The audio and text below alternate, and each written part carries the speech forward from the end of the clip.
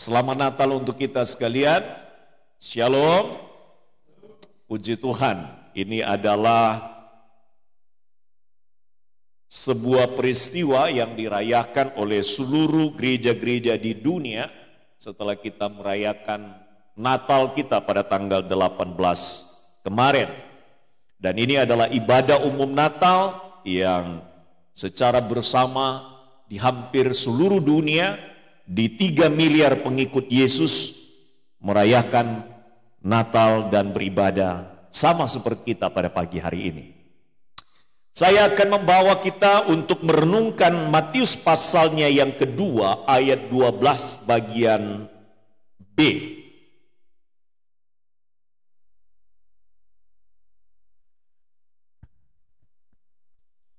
Matius pasalnya yang kedua, ayatnya yang ke-12, bagian B.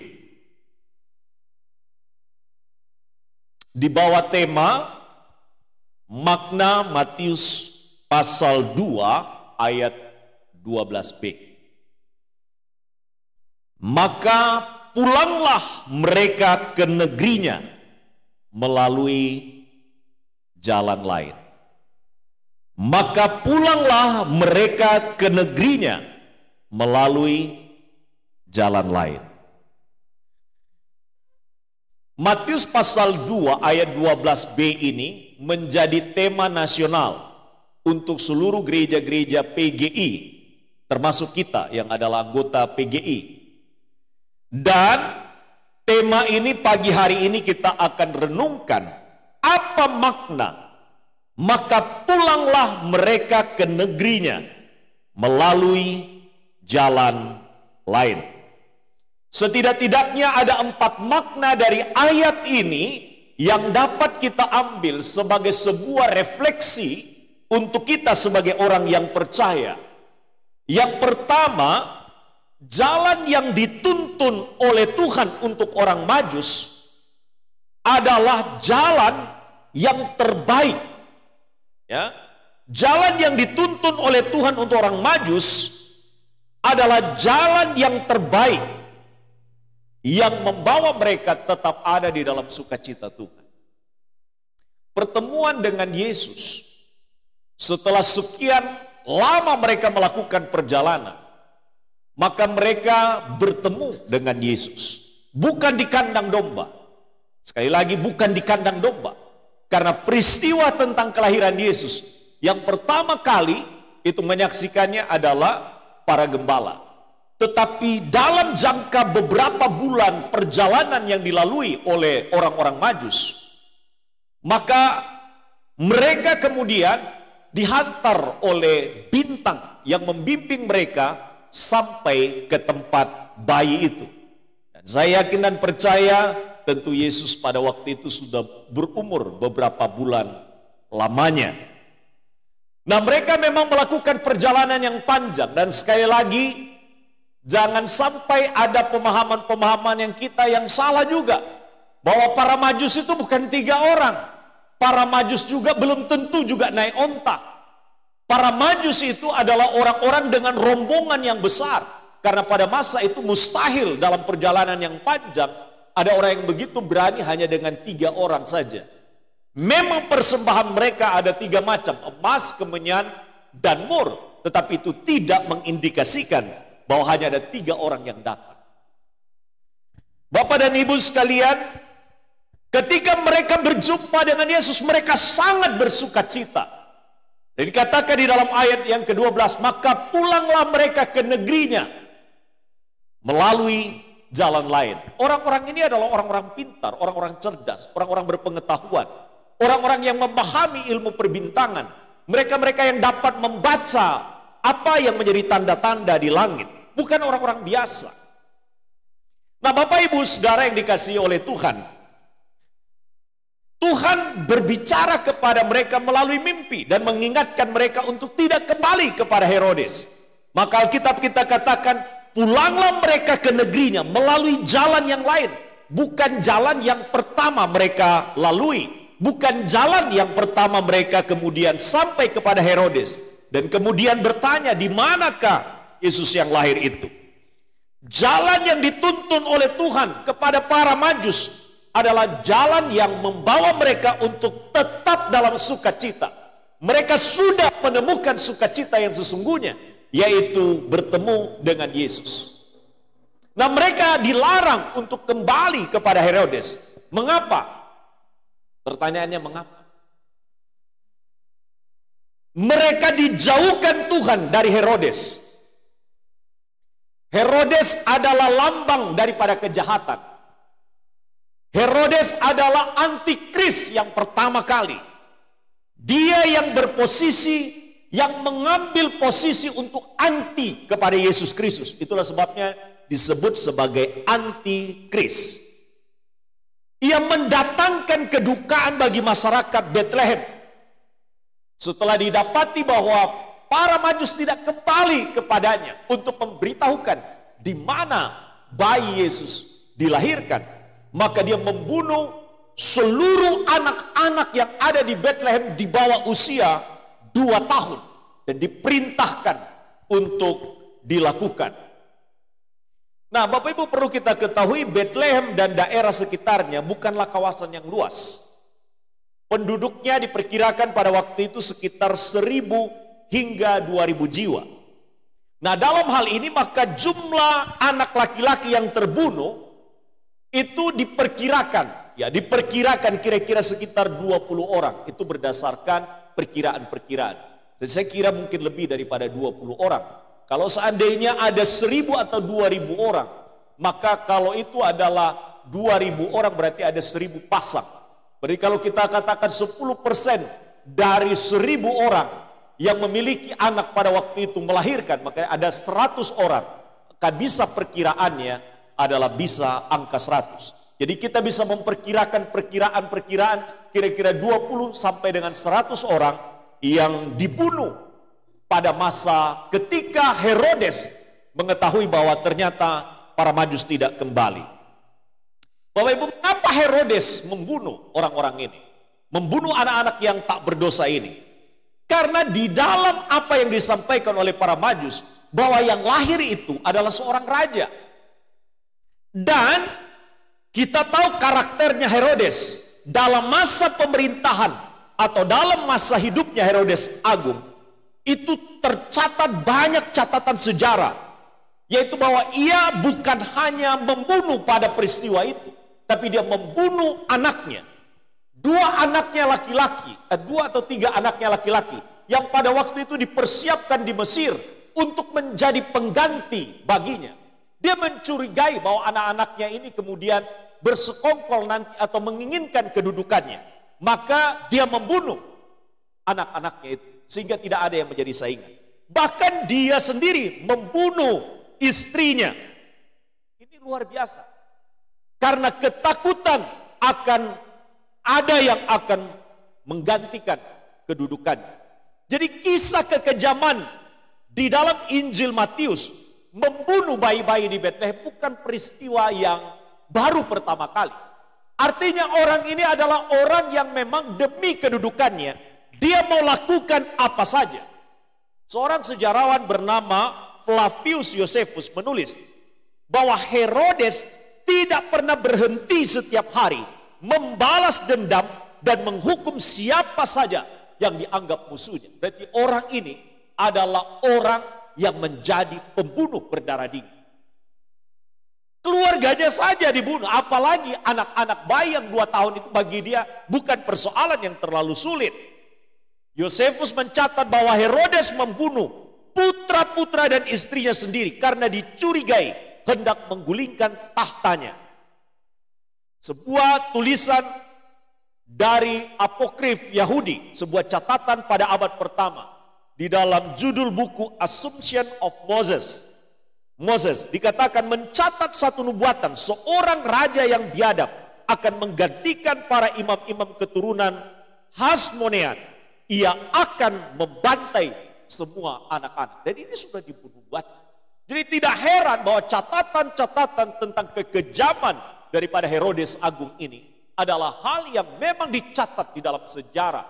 Karena kekuasaan, maka dia bisa melakukan apa saja, menyingkirkan orang, membunuh orang, demi kedudukannya. Seorang pakar di Perjanjian Baru dan pendeta dari Anglikan, dari R.T. France namanya, dia mencatat bahwa pembantaian di Bethlehem adalah pembunuhan sejumlah kecil bayi di desa kecil. Ya, tidak masuk di dalam catatan Yosefus pada waktu itu. Karena dianggap jumlahnya kecil. Berarti ada jauh lebih besar daripada itu. Sebenarnya pembunuhan-pembunuhan yang sudah dilakukan oleh Herodes. Nah Bapak Ibu, kita kembali kepada teks ini. Setelah orang-orang Majus itu berangkat, tampaklah malaikat Tuhan kepada Yusuf dalam mimpi. Ya, setelah orang-orang Majus itu berangkat, tampaklah malaikat Tuhan berbicara kepada Yusuf dalam mimpi dan berkata, bangunlah, ambillah anak itu serta ibunya, larilah ke Mesir dan tinggallah di sana sampai aku berfirman kepadamu, karena Herodes akan mencari anak itu untuk membunuh dia. Yusuf pun bangun, diambilnya anak itu serta ibunya malam itu juga, lalu menyingkir ke Mesir dan tinggal di sana hingga Herodes mati. Hal itu terjadi supaya digenapi apa yang difirmankan Tuhan melalui Nabi, dari Mesir kupanggil anakku. Bapak dan Ibu sekalian, peristiwa itu kemudian juga disingkapkan kepada Yusuf dan Maria, sehingga mereka melarikan diri ke Mesir, terselamatkanlah Yesus. Segala rancangan daripada Herodes tidak akan pernah berhasil, karena Allah rancangannya terlalu hebat. Bagaimanapun upaya daripada Herodes, kita tahu bahwa kegagalanlah yang ditemuinya. Walaupun demikian, catatan kita mengatakan ketika Herodes tahu bahwa ia diperdaya oleh orang-orang Majus itu, ia sangat marah. Ia menyuruh membunuh semua anak di Bethlehem dan sekitarnya. Anak-anak yang berumur 2 tahun ke bawah, sesuai dengan waktu yang ditanyakan dengan teliti kepada orang-orang Majus itu. Bapak dan Ibu sekalian, nubuatan tentang pembunuhan ini pun sudah dinubuatkan. Itu di dalam nubuatan Yeremia pasal 31 ayat 15. Dikatakan, terdengarlah suara di Rama, tangis dan ratap yang amat sedih. Rahel menangisi anak-anaknya dan ia tidak mau dihibur, sebab mereka tidak ada lagi. Natal kadang-kadang kita rayakan sukacita ya, tapi Natal sesungguhnya adalah peristiwa bukan hanya sukacita, tapi peristiwa sebuah kesedihan yang besar di Bethlehem. Apa itu? Ada tumbal, ada pengorbanan yang ditumpahkan.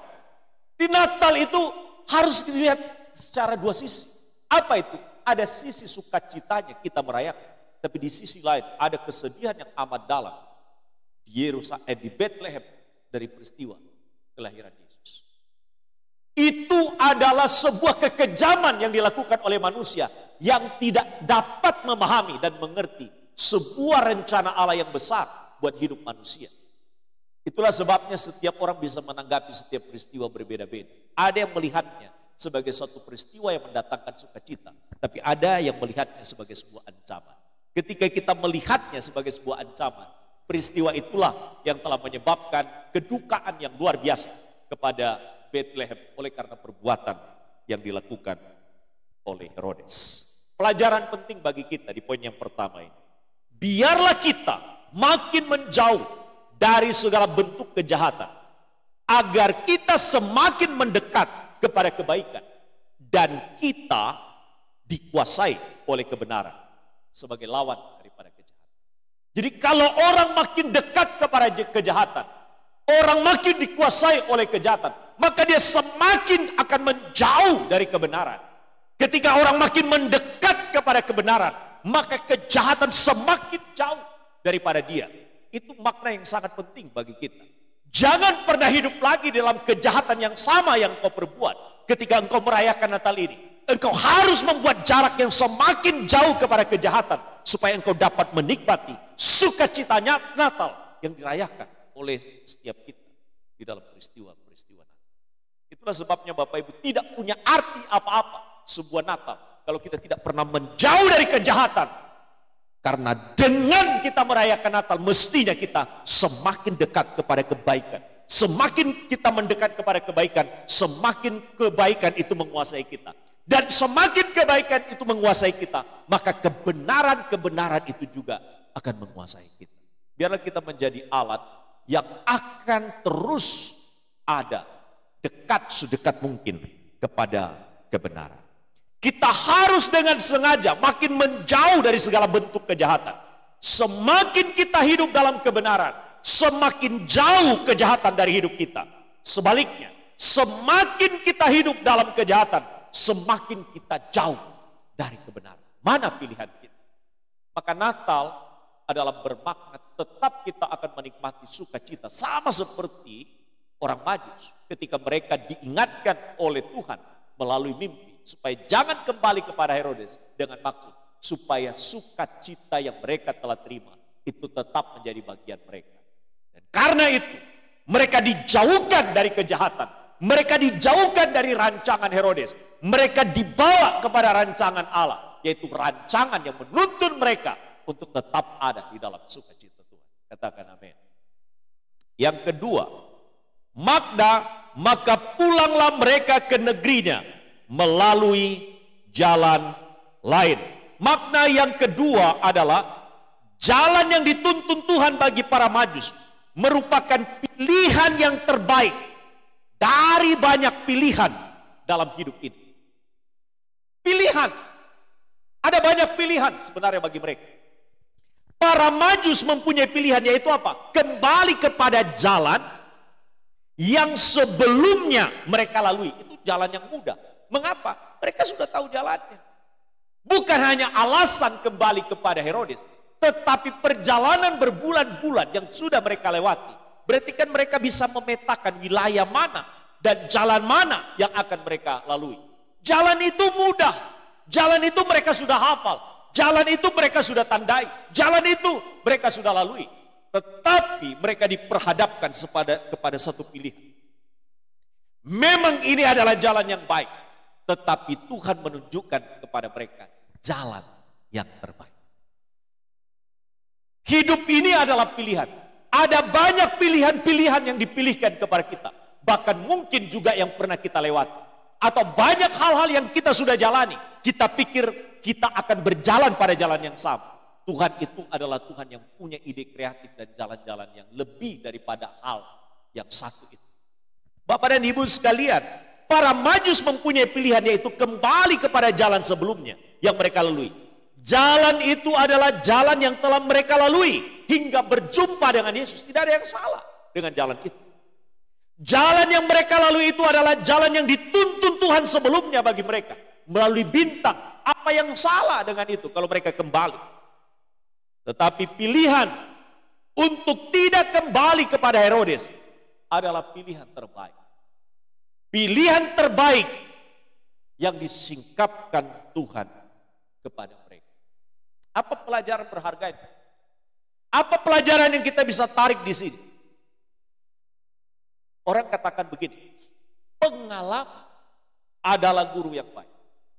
Betul ya? Betul ya? Pengalaman adalah guru yang baik. Tetapi di sini kita belajar justru bukan kepada pengalaman yang sudah ada. Pengalaman mereka baik. Tapi ada hal yang luar biasa yang hendak dibawa mereka. Memang pengalaman adalah guru yang baik. Tetapi di sini kita belajar untuk tidak mengandalkan pengalaman dan kemampuan yang kita miliki sebelumnya. Kadang-kadang orang bergantung kepada pengalaman-pengalamannya. Dan berkata, saya kemarin sudah bisa melewati. Saya pakai pengalaman yang kemarin. Tidak, Tuhan selalu memberikan kepada kita satu pengalaman yang baru. Supaya jangan di situ-situ saja. Nah, seseorang mengatakan begini. Kalau ingin mencapai hasil yang terbaik, jangan pernah melewati cara yang sama. Kalau ingin jalan yang lebih daripada sebelumnya, tempuhlah jalan yang terbaru. Orang berusaha jalannya di situ, sama seperti kemarin. Cara berdagangnya seperti itu, dia akan dapat hasil seperti itu juga. Untuk mendapatkan hasil yang lebih daripada sebelumnya, cari jalan-jalan alternatif, cari jalan-jalan terbaru. Itu sistem yang akan membuat kita memperoleh jalan yang lebih daripada sebelumnya. Kalau kita hidup secara rohani begitu-begitu saja seperti kemarin, mari kita tempuh jalan yang lebih lagi daripada sekedar yang kemarin. Maka kita akan mendapatkan hasil yang berbeda. Tidak mungkin kita mendapatkan hasil yang berbeda dengan cara yang sama. Tidak mungkin. Karena itu dibutuhkan sebuah jalan baru bagi kita. Nah, di dalam bagian ini, setiap masa, saya katakan kalimat saya, setiap masa ada persoalannya sendiri. Betul atau tidak?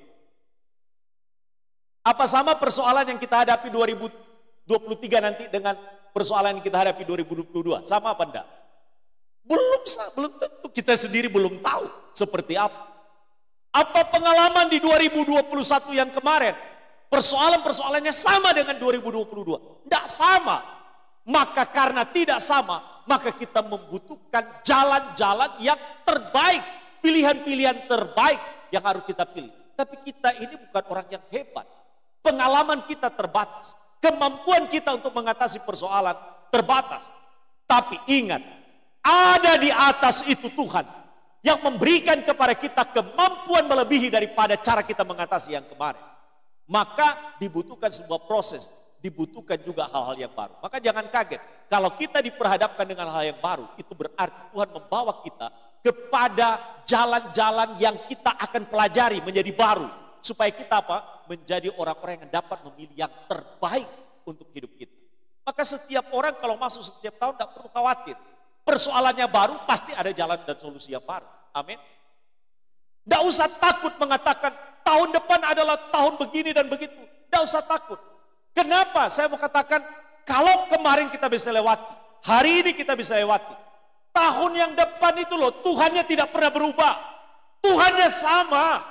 Tuhan yang menyertai orang-orang Majus. Tuhan yang menyertai mereka dengan kasus dan persoalan berhadapan dengan Herodes. Tapi mereka dapat dihindarkan. Maka Tuhan yang sama juga, Allah itulah yang menyertai kita. Tidak usah khawatir, tidak usah takut. Tidak usah gamang. Selalu ada jalan-jalan terbaik yang disediakan oleh Tuhan. Katakan amin. Karena itu saya tidak menjadi ragu dan bimbang. Saya tidak mengimani prediksi-prediksi apa yang dikatakan orang di dunia. Apa prediksi-prediksi hari ini tentang situasi ekonomi? Apa yang kita aminkan itu yang terjadi. Kalau kita mengaminkan yang dikatakan oleh dunia, memang itu prediksi. Tapi prediksi itu bisa dibalik oleh Tuhan bagi anak-anak Tuhan. Ini beda. Maka pulanglah mereka ke negerinya melalui jalan lain. Itu berarti tidak terpikir kepada mereka. Tidak tahu mereka bahwa ini jalan yang ditunjukkan oleh Tuhan. Pikiran mereka, aku tak balik wae. Karena itu lebih gampang bagi saya. Tapi Tuhan tidak demikian. Mereka diingatkan untuk tidak kembali kepada Herodes. Berarti diberi jalan yang lain. Diberi tuntunan yang lain. Karena itu saya mau katakan satu hal yang penting. Apapun yang sedang kita hadapi hari-hari ini. Apapun yang akan kita hadapi di tahun 2023. Ingatlah kalau kalau para Majus mendapatkan jalan penyelesaian. Jalan baru. Maka kita juga memiliki jalan yang baru. Saya katakan kalimat begini. Setiap masa ada persoalan. Dan setiap persoalan ada masanya. Dan selamanya persoalan itu akan ada di situ. Ada masanya dia akan berakhir. Ada masanya dia akan terselesaikan. Ada masanya dia akan bisa dituntaskan. Maka tidak mungkin kita menggunakan pengalaman yang kemarin untuk solusi pada masa ini. Atau menggunakan cara penyelesaian untuk persoalan dan pergumulan di hari esok dengan mengandalkan pengalaman kita di masa lalu. Yang pasti adalah Allah yang kemarin itu yang menolong kita harus tetap kita andalkan. Jadi jangan mengandalkan kekuatan sendiri, kemampuan sendiri, prediksi-prediksi kita. Saya mau katakan satu hal yang penting, anak-anak Tuhan juga perlu mempersiapkan diri dengan baik.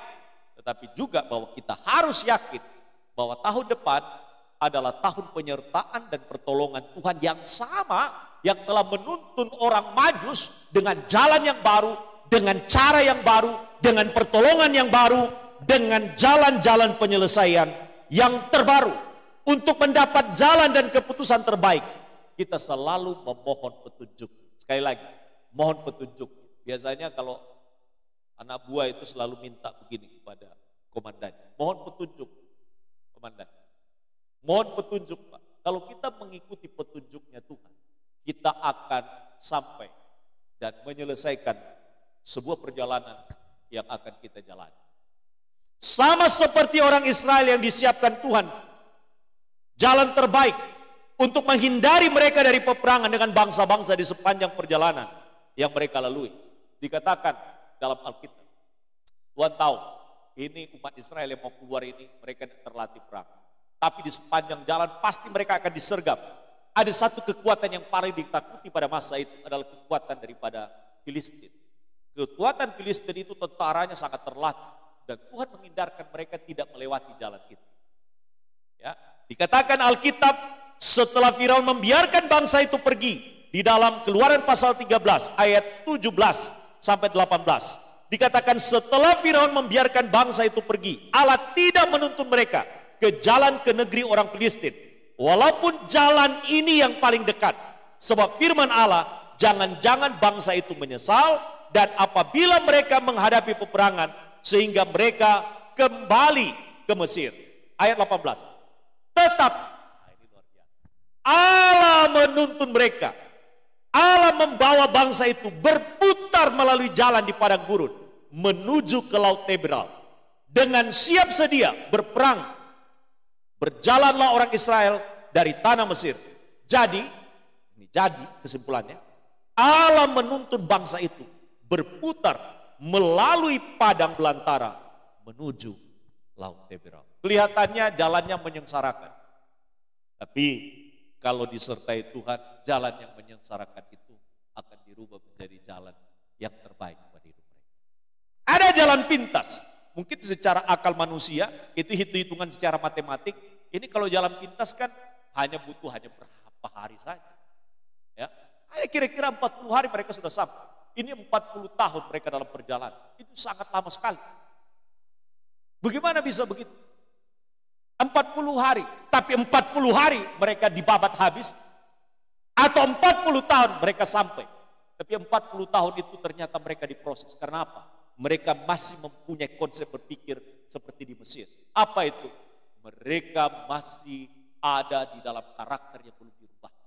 Makanya orang itu berputar-putar hidupnya. Mengapa tidak sampai ke tujuannya? Karena karakternya itu belum mau untuk dirubah oleh Tuhan. Maka saya mau katakan satu hal yang penting. Jalan-jalan kita akan ditolong oleh Tuhan dalam proses ke depan kalau kita bersedia dibentuk karakternya. Tapi kalau kita tidak bersedia, tidak akan pernah jadi. Sama seperti tanah liat. Tanah liat itu tidak pernah berontak bilang begini, saya mau dibentuk menurut ini. Tidak. Dia manut menurut kehendak daripada yang Tuhan. Mau dibikin seperti pot bunga, mau dibikin seperti segi empat, mau dibuat seperti lonjong, itu terserah. Maka kita ini adalah orang-orang yang seharusnya berkata, Tuhan terserah, Tuhan bentuk saya seperti apa. Maka satu penyakit yang paling sulit untuk dihilangkan dalam proses ini. Apa? Penyakit mengeluh. Orang yang mengeluh dalam hidup tidak akan pernah selesai dalam proses. Tapi orang yang senantiasa belajar, terserah Tuhan. Terserah maunya Tuhan, maka Tuhan itu akan bentuk lebih cepat proses. Tapi kalau mengeluh, menggerutu dan lain sebagainya, maka penyakit itulah yang membuat kita tidak akan pernah selesai sampai di tujuan. Karena itu kurangi keluhan-keluhan kita dalam menjalani hidup. Itu yang membuat kita jadi susah menjalani hidup. Tidak usah terlalu diberatkan, semua persoalan itu ada masanya. Tapi setiap masa ada persoalannya, ada batas waktunya. Pasti terselesaikan juga. Tidak usah terlalu abot-abot sekali mikirnya. Ya, tidak usah terlalu berat-berat sekali. Kenapa? Apa yang kita beratkan? Karena Tuhan itu loh sudah menanggung beban berat yang lebih besar daripada yang kita tanggung. Itulah sebabnya bawa semua kepada Tuhan. Jalani dengan hati yang penuh syukur. Kurangi keluh kesah. Maka jalan-jalan terbaik itu akan kita terima dan kita nikmati. Yang ketiga, makna dari maka pulanglah mereka ke negerinya melalui jalan lain. Jalan yang dituntun oleh Tuhan kepada orang Majus merupakan sebuah jalan terobosan. Jalan terobosan itu tentu jalan yang dituntun Tuhan dengan penyertaannya. Jalan yang baru itu adalah jalan dengan pengalaman yang baru. Jalan yang bukan tanpa perjuangan dan usaha. Pasti jalan ini juga penuh tantangan. Tetapi karena tuntunan Tuhan, maka mereka menjalani. Mereka saja sebelumnya hanya dituntun oleh bintang. Apalagi sekarang dituntun oleh Tuhan. Mestinya jauh lebih bisa melihat. Ini cerah ini. Ini pasti ada optimisme di balik semuanya ini. Jadi saya mau katakan Bapak Ibu, silahkan orang komentar tentang apa yang diprediksi tahun 2023. Nanti lihat, tahun 2023 bagi anak-anak Tuhan, ingat baik-baik ya, bagi anak-anak Tuhan yang sungguh-sungguh dituntun Tuhan, yang sungguh-sungguh mau dipandu oleh Tuhan, yang sungguh-sungguh minta Allah tuntun dia, itu hidupnya berbeda. Hidupnya berbeda, tidak sama. Boleh orang katakan seperti ini, tapi hidup kita pasti tidak seperti yang diprediksi oleh orang. Bapak Ibu sekalian, sesungguhnya Tuhan katakan, aku menyertai engkau dan aku melindungi engkau kemanapun engkau pergi. Dan aku akan membawa engkau kembali ke negeri ini. Sebab aku tidak akan meninggalkan engkau, melainkan tetap melakukan apa yang kujanjikan kepadamu. Itu kalimat-kalimat yang diungkapkan kepada Yakub. Ketika dia khawatir, ketika dia takut untuk menjalani hidup. Ini kalimat-kalimat, sesungguhnya aku menyertai engkau, aku melindungi engkau. Kemanapun engkau pergi, aku akan membawa engkau kembali ke negeri ini. Artinya apa? Dia akan perantauan. Artinya juga bagi kita, kita ini perantauan, ini rumah rantau kita, bukan rumah kita. Ya, jangan terlalu banyak kita ini fokus kepada rumah di sini. Ayo siapkan rumah di sana. Ya, jangan siapkan kapling rumah hanya di sini, tapi siapkan kapling rumah juga di surga. Jangan sampai kita tidak siap di sana, di sini sudah siap. Tahu-tahu kita dipanggil pulang di rumah di surga, tahu-tahu kita tidak punya kapling yang siap. Wah, ini bahaya. Maka kita dalam hidup mempersiapkan diri untuk dapat melihat apa? Melihat bahwa terobosan Tuhan kepada kita bukan hanya terobosan hidup di sini, tapi juga untuk terobosan hidup di sana. Terobosan rohani, tapi juga terobosan dalam hidup hari-hari yang kita lalui. Yang terakhir, jalan yang dituntun Tuhan untuk para Majus. Apa nama jalan? Siapa yang bisa tebak?